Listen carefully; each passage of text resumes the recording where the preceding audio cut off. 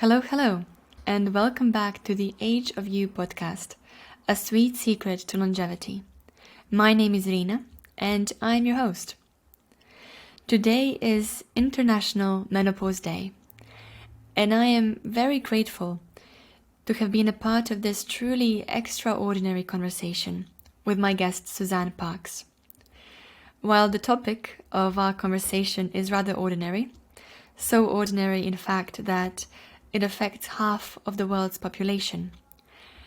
And while Suzanne's story is one which could have easily happened to you or the person next to you, what makes this conversation so extraordinary is Suzanne's courage to be openly vulnerable and transparent about an experience which many women still feel they should hide and ignore. Suzanne has spent her career in the fitness industry, and she has always prioritized wellness. Today, she has joined me to share her menopause journey. Hello, Suzanne, and welcome to our podcast. Hello, Rina. I'm pleased to be here. So, menopause, the reason we're actually having this conversation today is because menopause is talked about so little, and because it's still a topic that many people avoid. So I want to start by asking you, why do you want to share your menopause story?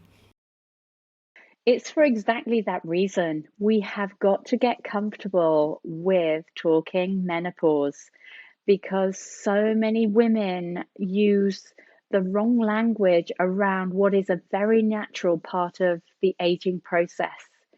And my view is that we can help those ladies have a much more successful menopause the better the information is and the better the knowledge around the informed choices they can make. So that's why I've chosen to do this interview, because if I can just influence one lady to take some extra steps to get the help that they require, then I think I've done my job today. Thank you, Suzanne, and thank you for telling me that you are so open to talk about different aspects of this experience. But before we go into your actual experience, I want to start by asking you about the period just before you started perimenopause. Did you have any preconceptions? Did you have any expectations, any fears before you started perimenopause? No, that was the problem almost, because I'd lived my career predominantly in the health and fitness industry. I was pretty savvy on my nutrition, and wellness was always a key ingredient to my lifestyle.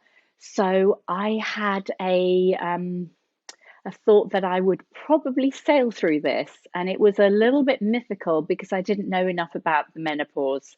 So I wasn't going to have one.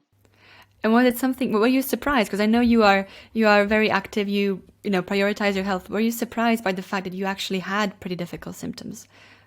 Really, I can't say it was surprise. I was distraught because the symptoms that I experienced, the first one, and I think one that many women will really understand, is the amount of heat in your body. And when that first started to happen, I thought, oh, here I go. I'm going to cruise through this, because I had this lovely, what I would class as almost like a summer glow. Every time I felt heat in my body, and I positioned it in my brain that I just had extra glow this season. But they soon changed into the most paralyzing sweats or flashes, whatever, however you want to name them. And then another symptom would arrive. So with the additional heat that was arriving in my body, I was embarrassed because I couldn't predict if I was going to be in a meeting somewhere that I wanted to look as lovely as I could, that these horrendous flashes would start to arrive. And so then the other symptoms start to kick in, which is then my sleep wasn't as effective. Then I started to worry that I was getting a little bit of brain fog because I was concentrating on, please don't allow me to sweat in this meeting, and so forth. And the roller coaster of symptoms started to it felt like it just piled up on me. Now, the feeling of shame is something I want to come back to, but before we get ahead of ourselves, just so would you say that heat was something that you think was one of the first symptoms in your perimenopause? Before you became menopausal, were you able to recognize these symptoms as being perimenopause, or was it only afterwards, when looking back, that you realized, oh, actually, I did have all of these issues, but I didn't realize it was leading up to menopause?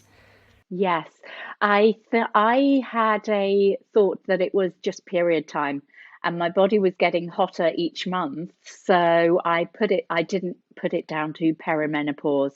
And at the time, I was probably late 40s, just very early 50s that this started happening.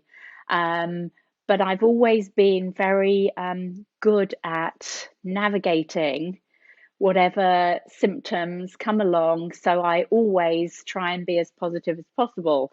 So I just thought my periods were getting a little heavier. I was getting hotter around that time and they were becoming a little inconsistent.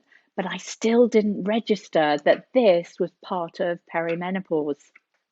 Now, you mentioned issues with sleep, you mentioned issues with heat. How did this impact your quality of life at the time? If quality of life was, if we said, every day is a wonderful day, my quality of life was not like that.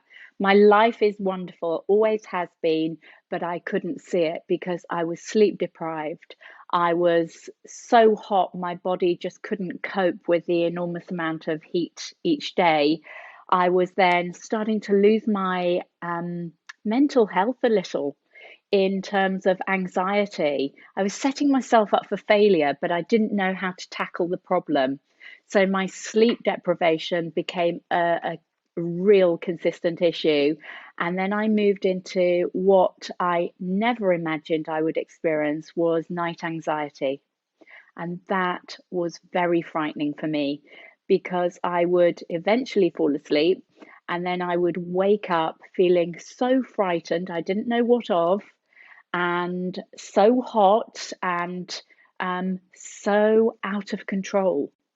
And then I would fear going back to sleep because I thought I was going to have another one of those. And so the journey started with this roller coaster of lack of sleep, lots of heat in my body. And then brain fog started to appear as well because obviously I wasn't rested and this crippling anxiety, which I just didn't know what to do with it. And was this something that you felt comfortable talking about initially, bringing it up to, your co-workers, your friends? Yes, it was. Because I thought, okay, if I'm getting these symptoms, I know I'm not alone out there.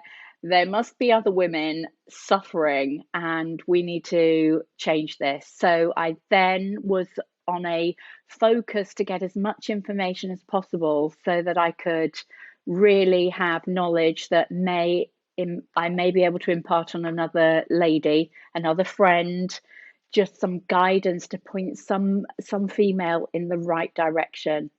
But to add to that, I had an amazing husband sitting by my side. And when I speak to a lot of ladies, that is the one area that they often say, my husband doesn't understand, he can't cope with me being moody or tired or sweaty. I didn't have that experience. And I really think there is a big opportunity to support other men as well, which we don't do at the moment. Because it is in the title, men do have to pause whilst their ladies find a new way of living. That would be something I'm really feel strongly about that would help women move forward more comfortably without feeling like they are an alien. Absolutely. And I think with menopause, one of the probably most sensitive topics is that of intimacy and how the changes in the body and all the other symptoms affect that part of a relationship. So you say you were very lucky, thankfully, to have had someone to support you. And I remember when we were talking about this recently, you mentioned how big of a role humor played in your relationship, Yes. which I found very charming. But do you have some advice for our listeners whose partner might be going through menopause on how best they could support them? Intimacy is so important, and that's mental intimacy and physical intimacy, in my opinion. And if you're connected with your partner or husband and speak from a place of truth that this is really tough for you, great men will really do their best to support you. And those that are less informed as men, I think it's our duty as women to be able to talk about this more openly, because men need to get educated. And I think it's a really interesting space, the way we are educating men at the moment on female issues. And I think there needs to be more of it, certainly in menopause. So the fact that I was intimate with my husband mentally and physically, and we would just make fun of if we suddenly, I was just sweating or whatever. He didn't humiliate me in any way. It was just a process that we had to get through. But I think where at one stage we both felt a little lost in what the process looked like to get through this, because I had been told, because my mum and my sister had breast cancer, HRT wasn't an option.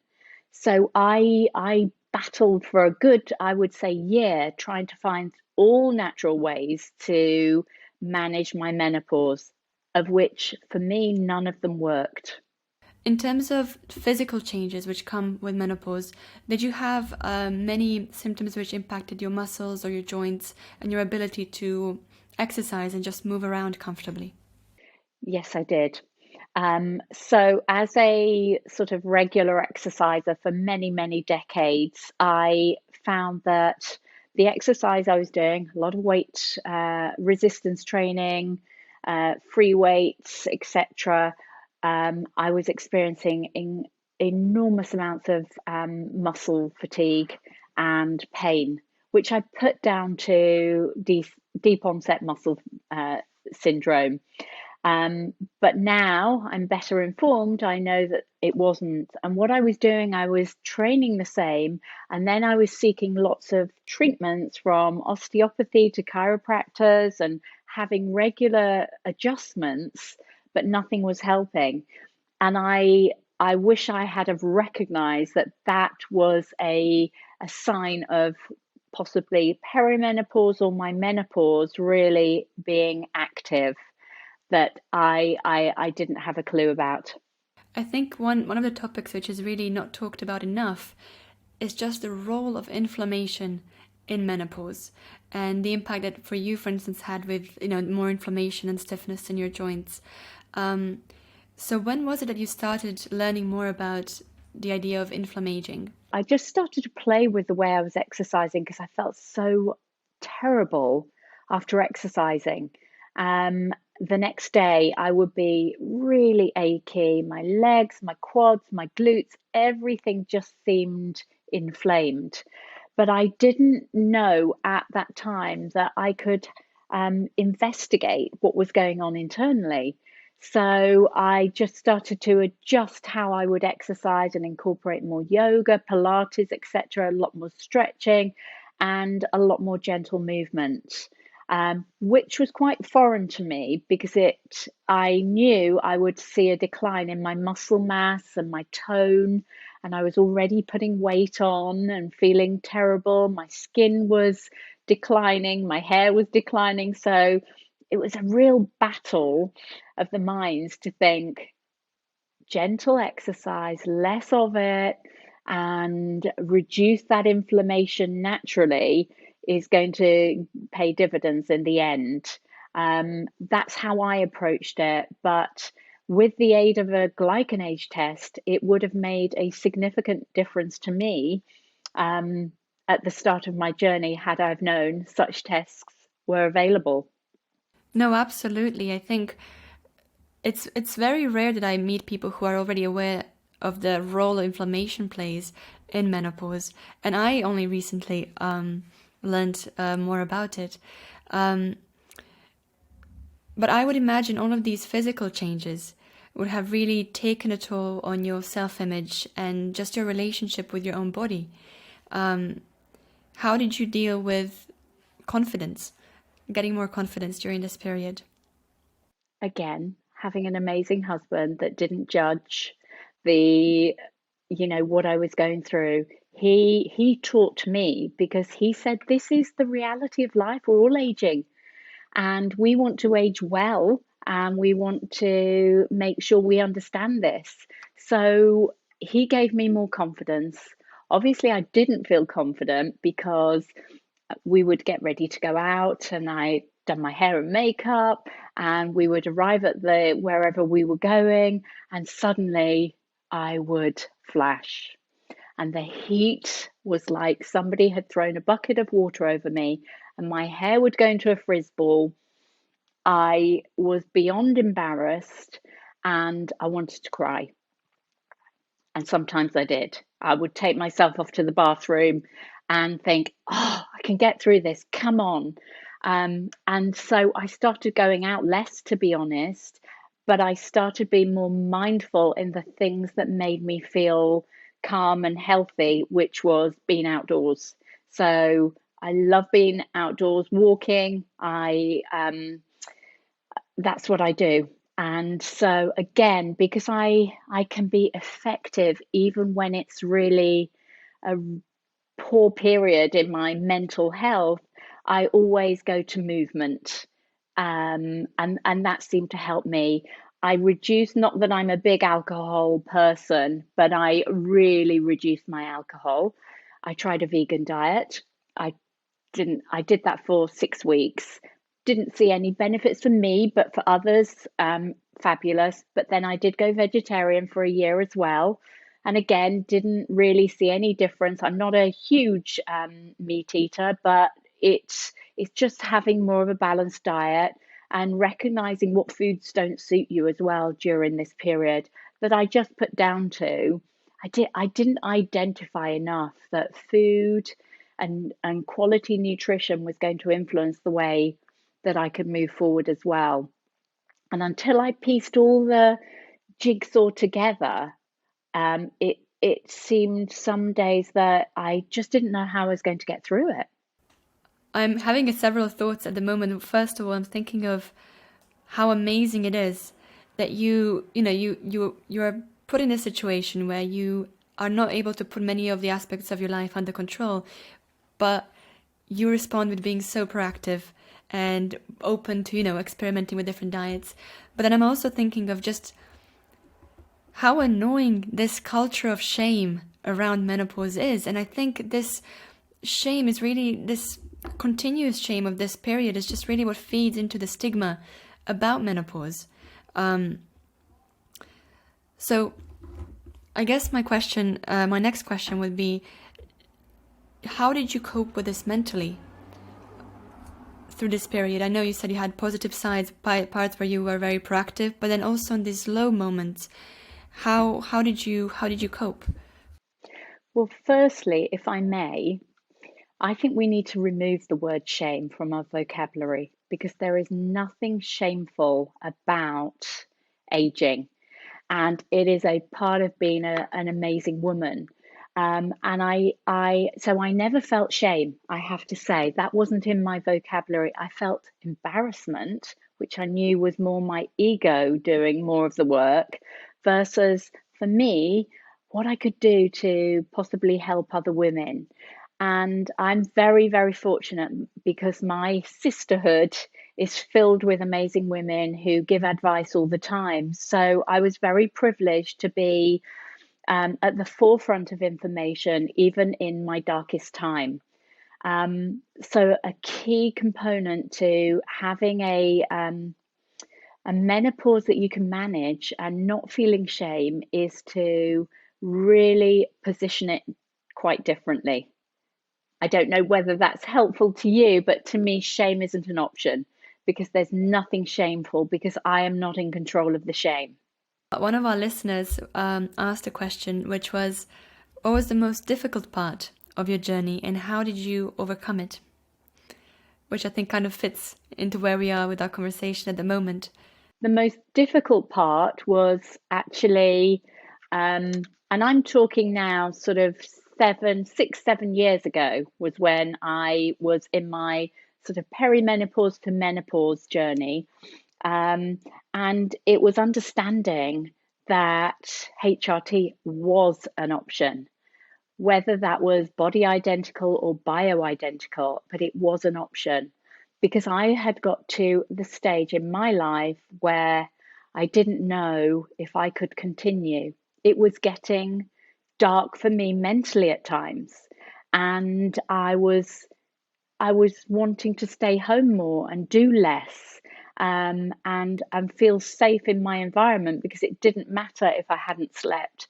I didn't have to go into an office and be all bright and bubbly and motivational. So I started to probably behave differently, and that was probably the hardest part because that's what my husband was the receiver of. With my girlfriends, we kind of could still giggle because I would say silly things like, I can't remember how to drive 5 miles down the road to the place I was going to, through to, you know, doing just the craziest things, and my brain fog. So that really did actually, if I look at it, it was my brain fog, the heat in my body, and then this horrendous anxiety that I started to experience. Those were the three I think would answer that question fairly. So when it came around for you to start, seeking medical help to help with your menopause, how soon after entering menopause, how long did you deal with these symptoms before you tried some treatment? Well over a year. So I had tried everything possible, herbally, treatment wise, acupuncture through to different forms of exercise, different diets, as I explained to you, and I have got some incredible friends, but my American group of friends are they're sort of 5 to 10 years older than me, and they reached out, and that was a big turning point for me. And then finding a really informed hormone doctor that really did help transform my menopause. Now, you mentioned that HRT you thought was not an option initially, and that after a while you did start using HRT. So, how did this transition happen? I was recommended by a very good doctor friend in this country to go and see a hormone doctor. And my husband came with me, and he said, "I'm just going to go and grab a couple of coffees because I think the doctor will need it when she meets you." And I knew that was humour, but another lady would take that and want to, kill their husband. But I knew it was humour, but I knew it was pretty serious, and I was feeling super emotional. And we walked into her surgery and she said, "Sit down. Now, how are you, Suzanne?" And I just cried. And I cried the whole way through the half an hour we were together. And my husband did all the talking.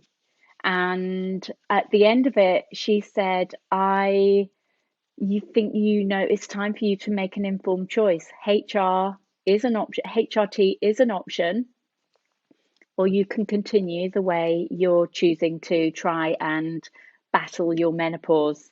And for me, there was no other option. Even with, at that time, the risks that I considered or had been told were associated with me taking HRT. So straight away, I started my HRT, and other friends, and I had a few at the same time who were on the same journey, and they'd started their HRT, and they were saying, "Oh my gosh, I feel so much better. My sweats have calmed down. I'm sleeping better. Oh, I don't feel as anxious." And there I was, 3.5 weeks into my HRT, still feeling terrible, still sweating as much. There was not one symptom that was improving. And it was around week 4, the end of week 4, about day 29, 30, that I suddenly was not as hot. And then throughout the next 2 to 3 months, we started to tweak the medication. And it's probably taken, to be fair, over a year of really detailed work to get it working optimally for my body. And a number of years into it, I do believe I'm coming back to being the best version of myself that I can be. Wonderful. One thing I've just realized is that we haven't said the full name of HRT. So for those who haven't maybe heard about it before, HRT stands for hormonal replacement therapy, and we will put some useful links in the description for those who want to find out more. But Suzanne, I also want to ask you, when it comes to your anxiety and these mental health symptoms which you are experiencing in relation to menopause, did you seek additional help beyond HRT, or were you able to manage it purely with starting hormones? No, I did go to see my GP with my husband again by my side because I was feeling really fragile. And I'm really comfortable being able to talk about these sort of things because this is where I think women do feel uncomfortable often of saying, well, I can't talk that I'm feeling, fragile in my head, or that, things are starting to change for me, because it's embarrassing, not shameful, embarrassing. Whereas I was coming from a place of, if I can't do this for me, but it can help another woman in the future, it's a win-win. So I removed myself in order to try and see if I could navigate this for others. And so we went to the doctors, and I think I had started my HRT, but I was in those first 3.5 weeks, and I was feeling really anxious. And we went to the doctors, explained I was on HRT, and he suggested an antidepressant, which in at that stage, all my 53 years of life, there was no way I was going to be taking an antidepressant. But I knew that I was fragile because I agreed to take them. And I took them literally for less than 48 hours because I felt terrible on them. And I knew that wasn't an option. And I just had to go and find that place and space to go, this medication will help me if I allow myself just to really relax into the process. And I'm already 3.5 weeks in. So at some stage, it's got to reveal the results that I require. I mean, I imagine it's very good for you to have been able to kind of stick through it and to see whether HRT was able to help. Because I imagine taking several different types of treatment at the same time would make it quite unclear as to what was actually helping. But of course, we have to acknowledge that for some people who might be in a situation where they really need, some type of medication in addition to HRT to manage the symptoms, that is always, there's no, again, shame in not being able to fully manage your situation just with hormones. But I think one question that kind of comes to me as someone who's, yet to enter menopause, hopefully in a few decades, is whether your, physical strength and appearance, was that something, would you say you were able to revert back to the kind of premenopausal stage, or do you think there is still a difference in, your strength, your physical ability? Do you think the hormonal therapy has helped you revert back to where you were before menopause? I do, actually. I think you have to work harder. You have to work twice as hard for half the results, but I'm prepared to. And that's the difference. It's like everything, there are foods you can't eat, or there are foods you can eat, but you may have a reaction to them that you don't desire. And it's the same with exercise. So for me, it's all about exploring what does work. And for me, it's, you've got to move frequently. And that movement can be just walking, but walking with intention. If that's my only form of exercise for the day, I'm going to try and walk to elevate my heart rate where I can and be conscious of using my body to enable me to move forward. But I do think I am getting, I'm coming back, and I'm 58 next month. And I would just like to assure any woman out there that better days are coming. And if you're prepared to push yourself out in a little bit of discomfort to find the right treatment for you and get your movement right for your body and your nutrition, you will move into a different lane of health. But it does take discipline and commitment. And when you're not in that headspace, that is the hardest thing to activate.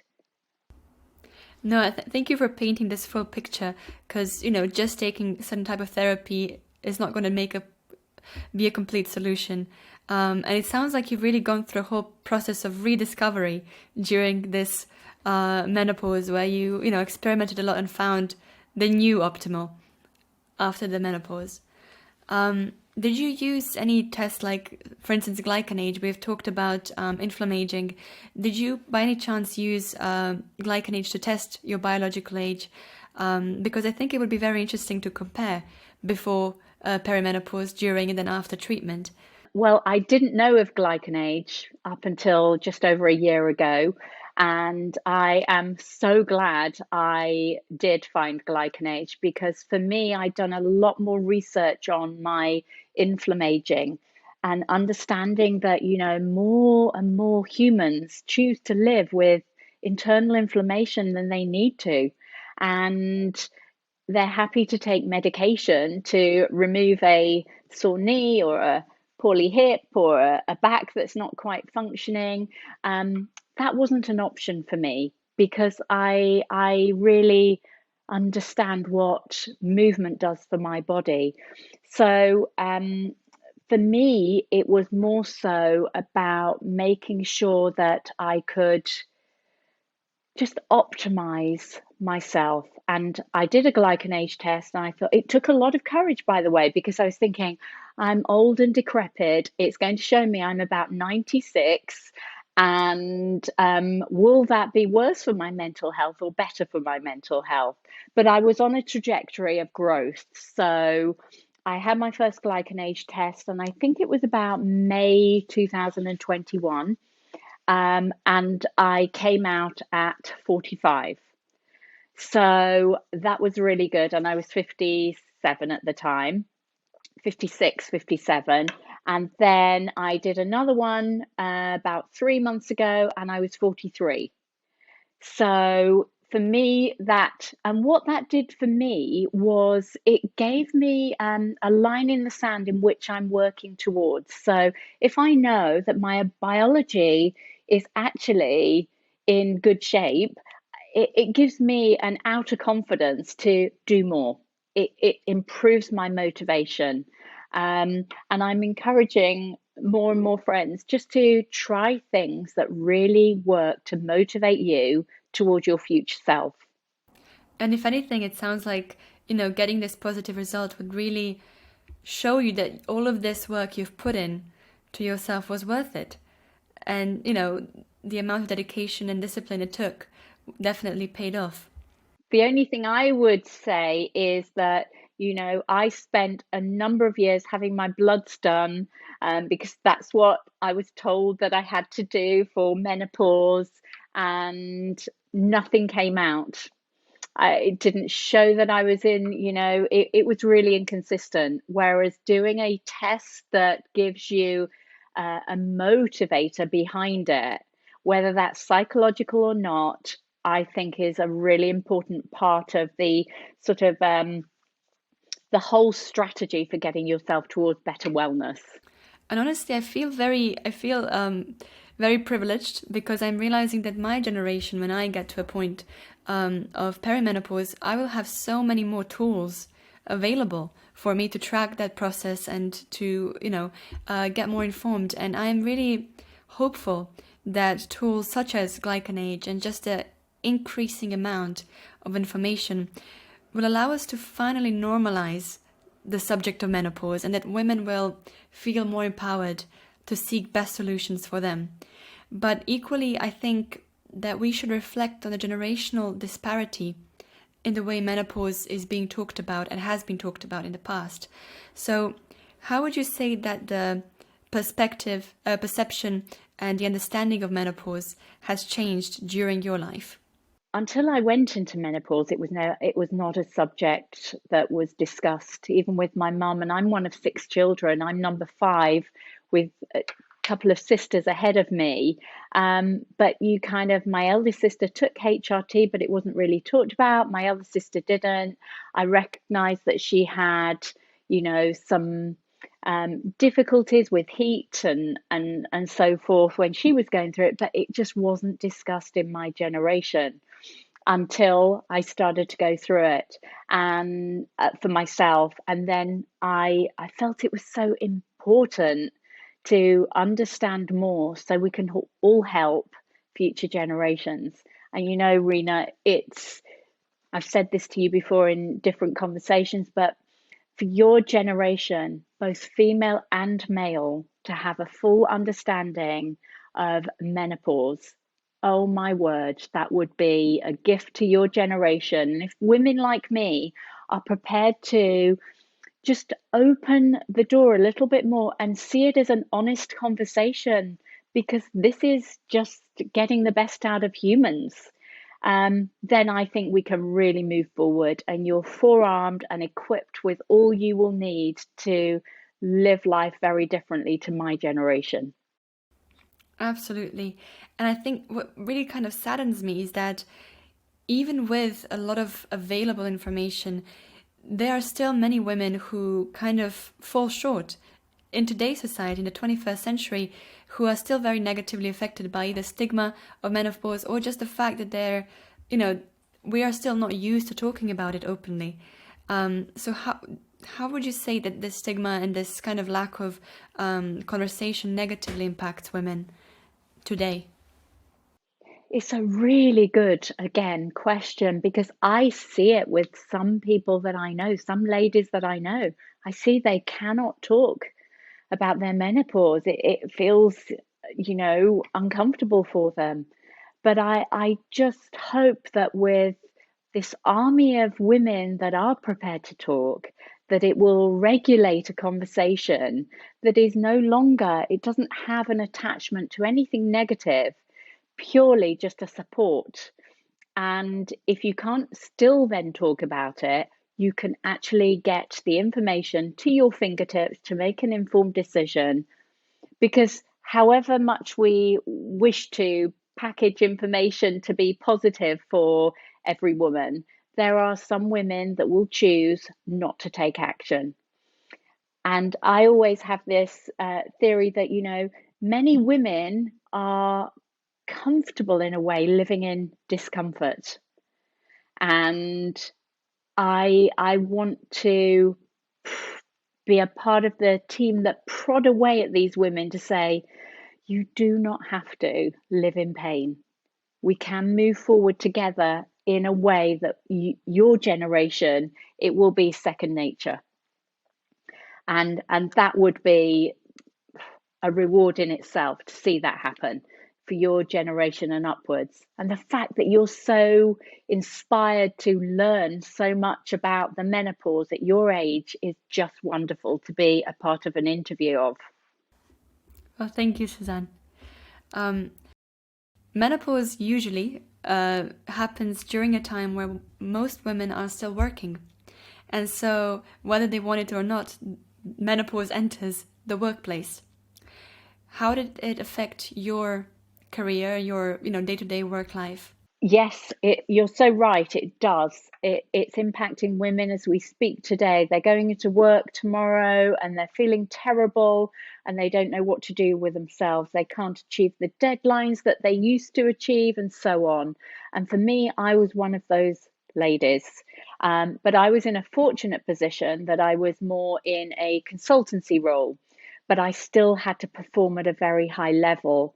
And I recall strongly where I would go into a board meeting format and I had a very active part of the meeting. And I would sit there and think, please do not flash, do not start sweating. My internal voice was working on overdrive.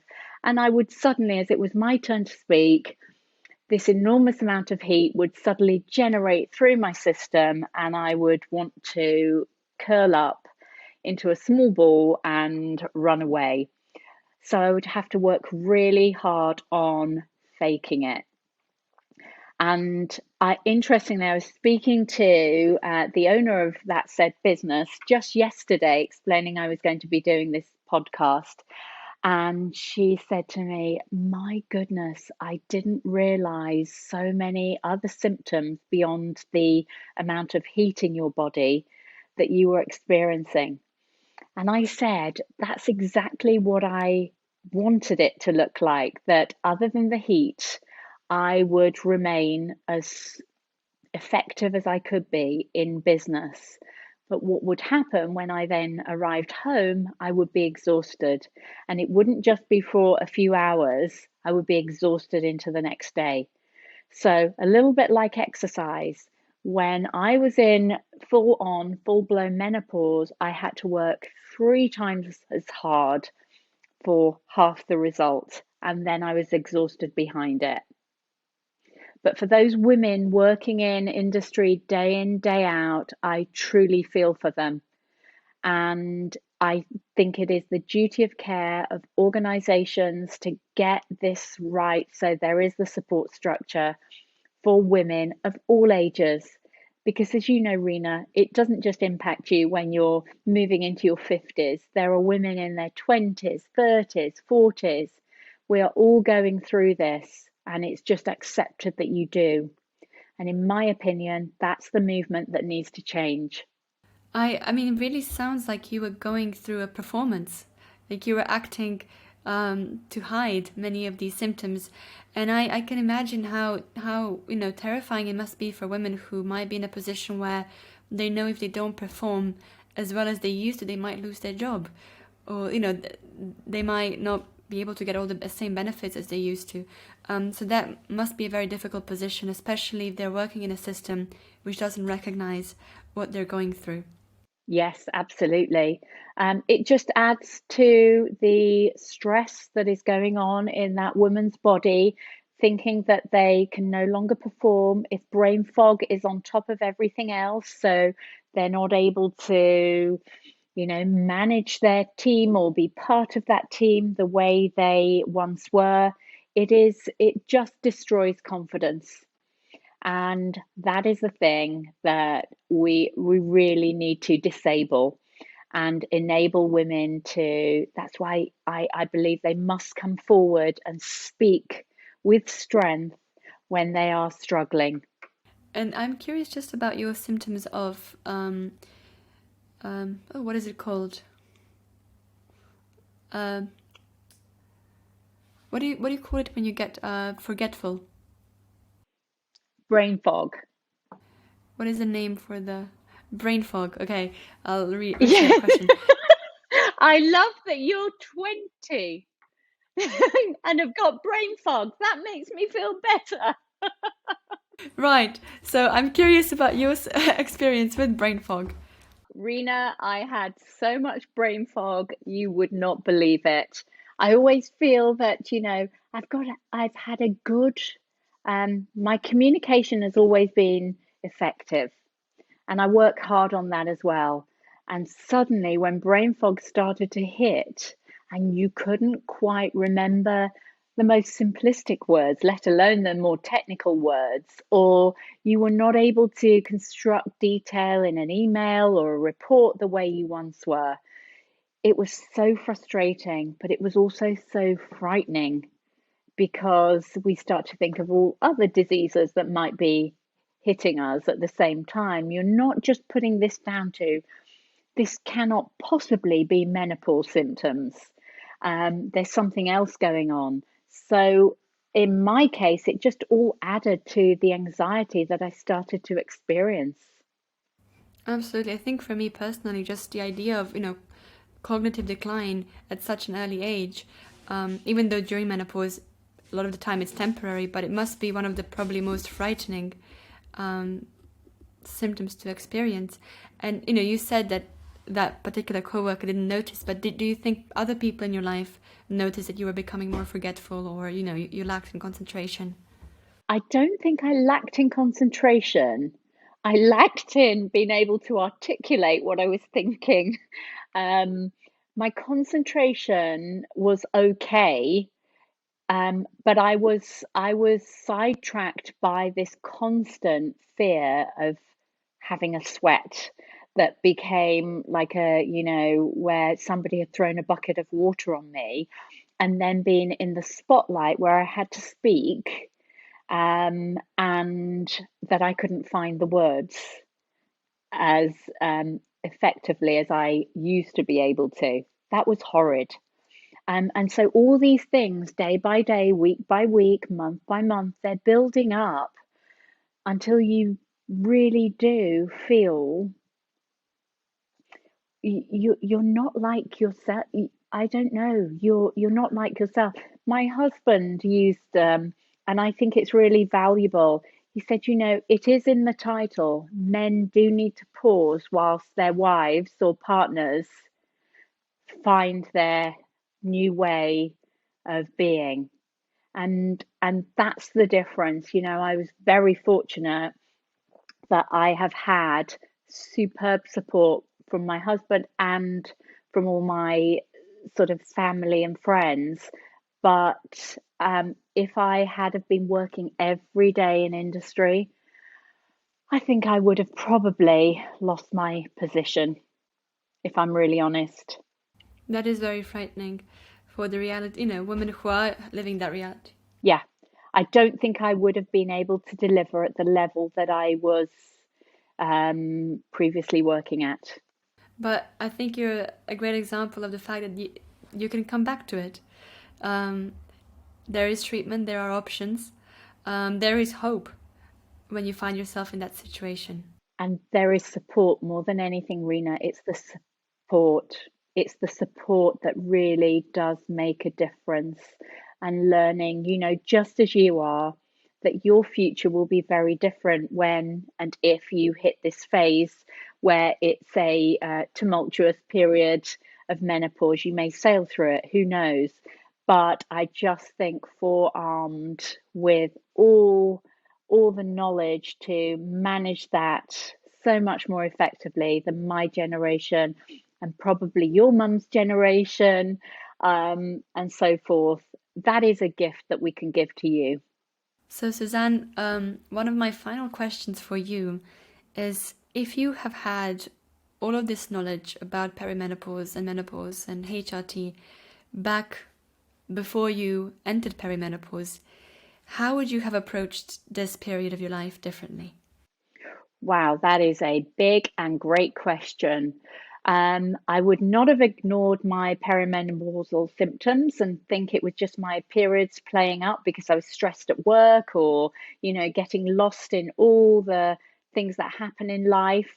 So I would really understand those symptoms earlier, and hopefully there will be testing. But if there wasn't, I would start with a GlycanAge test as an example. Um, in menopause, I would not have gone through the pain of 12 to 14 months of not taking HRT for myself because of the life shortening that it resulted in for me in my lifestyle. So I am an advocate of HRT, but I do think the technical part of it is ensuring you're working with a great doctor who will work with you to shape the medication so it optimizes your health to the best they can. And I guess my final question for you would be, what would be one final takeaway message from you to our listeners? Do not suffer in silence. There is an army of amazing women across the world that want to help other women, and your generation and upwards never ever experience what we have. Thank you, Suzanne. Thank you for coming. And thank you for being so open My absolute pleasure. and just true to yourself. Thank you. And I really hope we can have you sometime soon on our podcast. Yes. Yes. For our listeners, happy